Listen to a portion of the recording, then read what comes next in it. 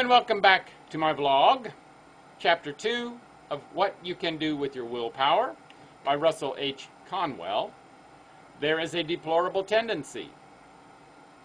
There is a deplorable tendency among many people to wait for a particularly favorable opportunity to declare themselves in the battle of life.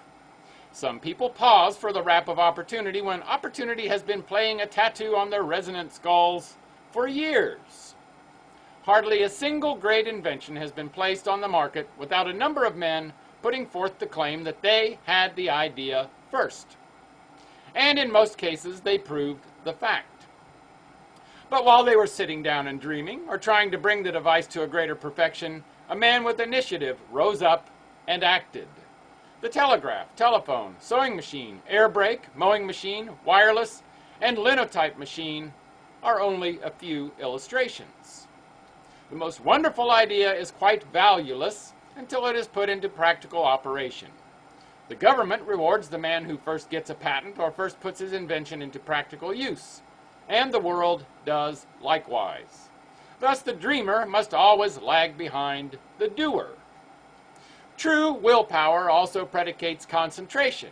I shall never forget the time I went to see President Lincoln to ask him to spare the life of one of my soldiers who was sentenced to be shot. As I walked toward the door of his office, I felt a greater fear than I had ever known when the shells were bursting all about us at Antietam. Finally, I mustered up courage to knock on the door. I heard a voice inside yell, "Come in and sit down." The man at the table did not look up as I entered. He was busy over a bunch of papers. I sat down at the edge of a chair and wished I were in Peking or Patagonia. He never looked up until he had quite finished with the papers. Then he turned to me and said, "I am a very busy man and have only a few minutes to spare. Tell me in the fewest words what it is you want." As soon as I mentioned the case, he said, "I have heard all about it, and you do not need to tell me any more. Mr. Stanton was talking to me about that only a few days ago. You can go to the hotel and rest assured that the president never did sign an order to shoot a boy under 20 and never will. You may tell his mother that." Then, after a short conversation, he took hold of another bunch of papers and said decidedly, "Good morning." Lincoln, one of the greatest men of the world, owed his success largely to one rule. Whatsoever he had to do at all, he put his whole mind into, and held it all there until the task was all done. That makes men great almost anywhere. Too many people are satisfied if they have done a thing well enough. That is a fatal complacency. Well enough has cursed souls. Well enough has wrecked enterprises. Well enough has destroyed nations. If perfection in a task can possibly be reached, nothing short of perfection is well enough. Governor Talbot of Massachusetts got his high office because General Swift made a happy application of the truth in saying to the convention, "I nominate for governor of this state a man who, when he was a farmer's boy, hoed to the end of the row." That saying became a campaign slogan all up and down the state. He hoed to the end of the row. He hoed to the end of the row. When the people discovered that this was one of the characteristics of the man, they elected him by one of the greatest majorities ever given a governor of Massachusetts. Yet we must bear in mind that there is such a thing as overdoing anything.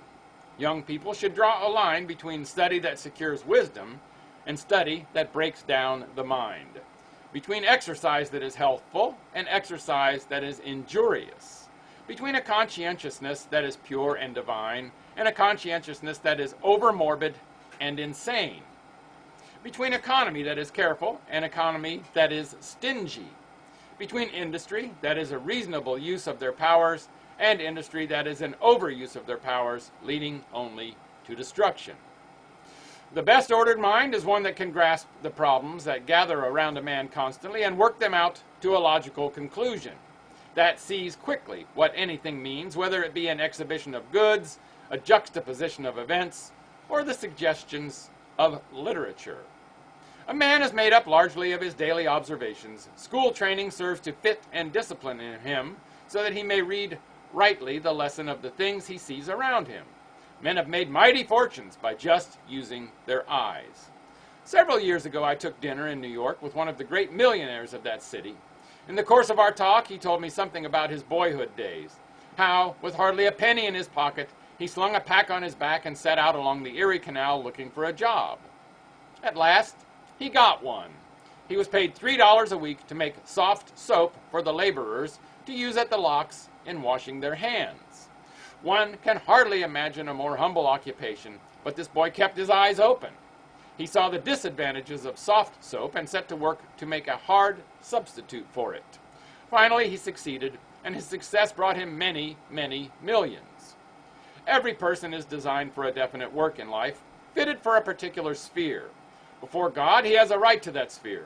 If you are an excellent housekeeper, you should not be running a loom, and it is your duty to prepare yourself to enter at the first opportunity the sphere for which you are fitted.